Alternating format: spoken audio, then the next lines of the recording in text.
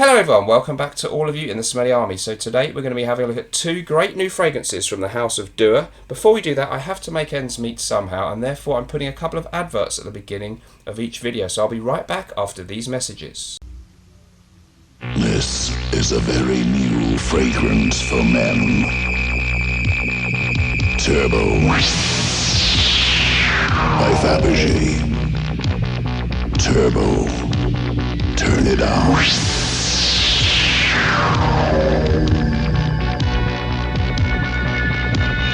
Turn it on. Turbo by Fabergé.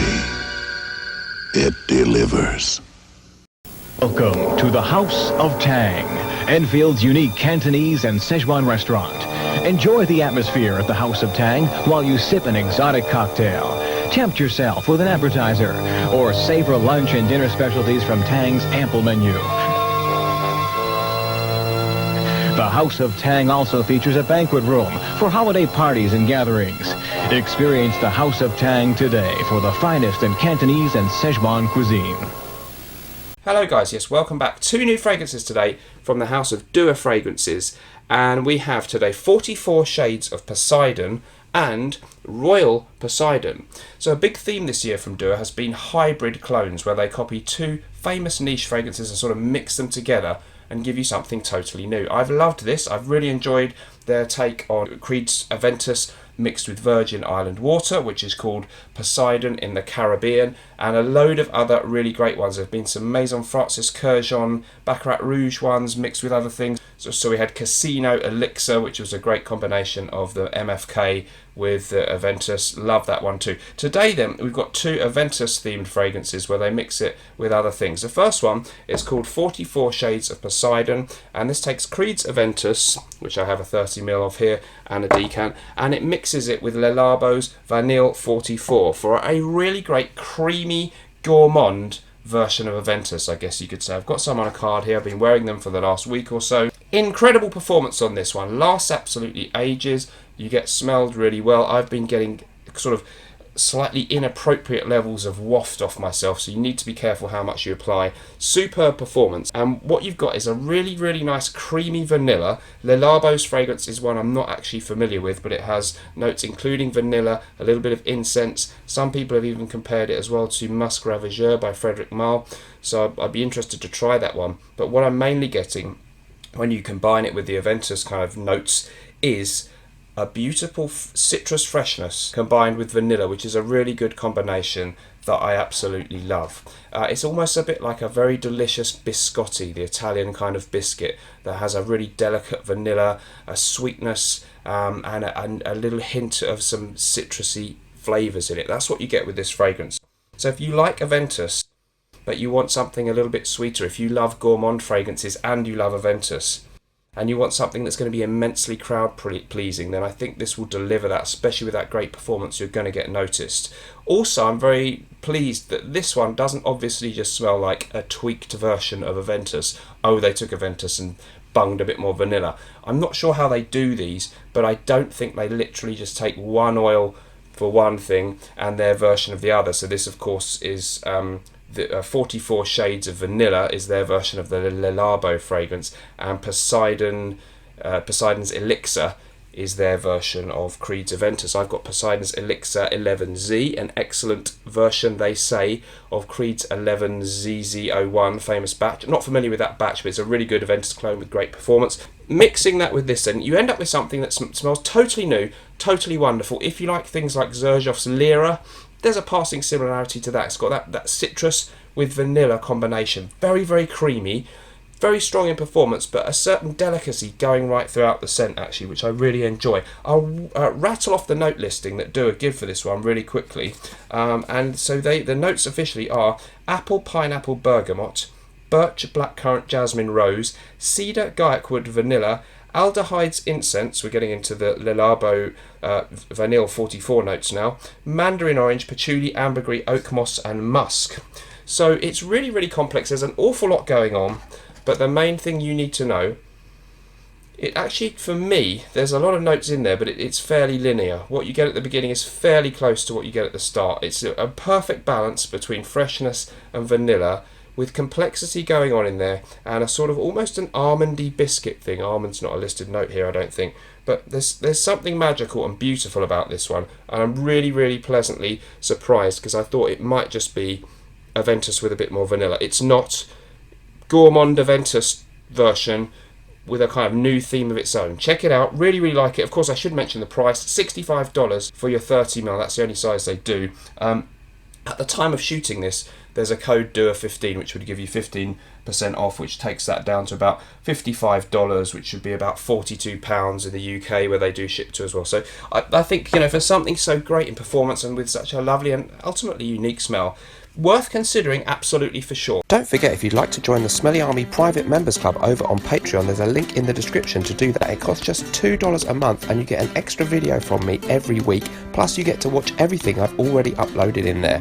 We're building a really nice community, lots of interaction, and I'd love to see you in there. The other one then that I'm reviewing today is Royal Poseidon.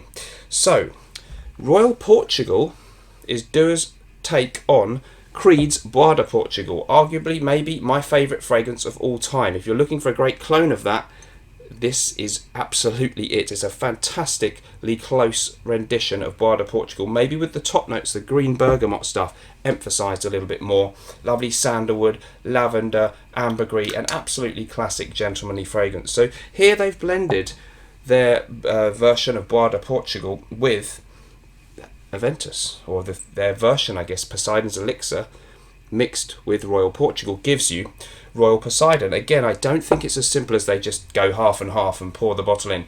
I think they have to do a lot of tweaking and stuff to make these come out right, because if you just pour them both in, some of the notes might overpower others in a way that wasn't good. So I think a lot goes into making these. Some people think that they're really easy. I don't think they're that easy to make and get right. This one, again, I'm really amazed by the fact that it doesn't just smell like, oh yeah, it's half Aventus, it's half Bois de Portugal. There's more to it than that. You definitely really do get the Bois de Portugal thing. Very much so. That kind of really dusty, woody feel, sandalwood and lavender, bergamot are in there. But it's as if you've got a fresher, airier take for me on Bois de Portugal. So if you like Bois de Portugal, maybe if you felt sometimes it's a little bit heavy and stuffy, this lightens it up, brightens it up, brings in the Aventus rays of sunshine, the slightly more modern, masculine, niche DNA of Aventus, and it gives you something new and yet with that kind of classic feel. So for me, it would be a great alternative to Bois de Portugal, maybe for a daytime wearer, a little bit more crowd pleasing, a little bit less stuffy. Not obviously massively obvious that it's Aventus that's been brought into play here. It's almost like a wonderful new fragrance has been created, and I kind of like that. Again, an amazingly long note listing on this one. We've got jasmine, grapefruit, lime, lemon, bergamot, lavender, lily of the valley, thyme, artemisia, rose de mai, apple, blackcurrant, galbanum, pink pepper, vetiver, cedarwood, juniper berry, leather, musk, benzoin, vanilla, cypriol. And we've also got labdanum, saffron, bitter almond resins, cedar and ambergris. So a remarkably long note listing, and some of those notes aren't in either of the original fragrances, Aventus or Bois de Portugal. So there's a lot going on here, and a lot of thought and effort being put into making this come out right. It's not just bang bang, let's bung two clones together and see what happens. I don't think. What you get is something fantastic, something altogether new that will definitely please fans of Bois de Portugal, and probably, but less obviously so, fans of Aventus. But you're getting more of that classic feel, I think, with this one than you do in your Aventus.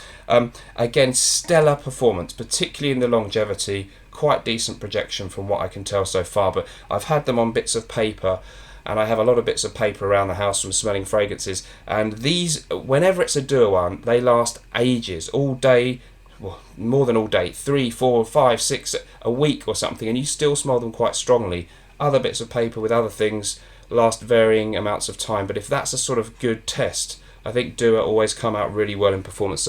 So with the prices for both of these being around about the $65 mark for 30ml, but the discount 15% off, I think they're really, really good value for money in terms of the quality of the scent that you actually get. Quite like the bottle design for both, but they are a little bit less snazzy than your big time niche fragrances out there. So that's a possible negative. You do get a nice box with them, but again, it's nice, but it's simple. So that's a possible negative. The other negative, of course, is that they are basically taking other people's work and using that and making either their own blend of it or just outright trying to mimic it. So if you want something unique and original, these aren't quite that. It's not traditional perfumery in terms of making something from scratch. But hey, we're customers, we're consumers, we want to smell good, and I want to share with you everything that's out there from designers, cheapies, high-end niche stuff, clone houses, and I think these are worthy of your attention. I will link the company's website below.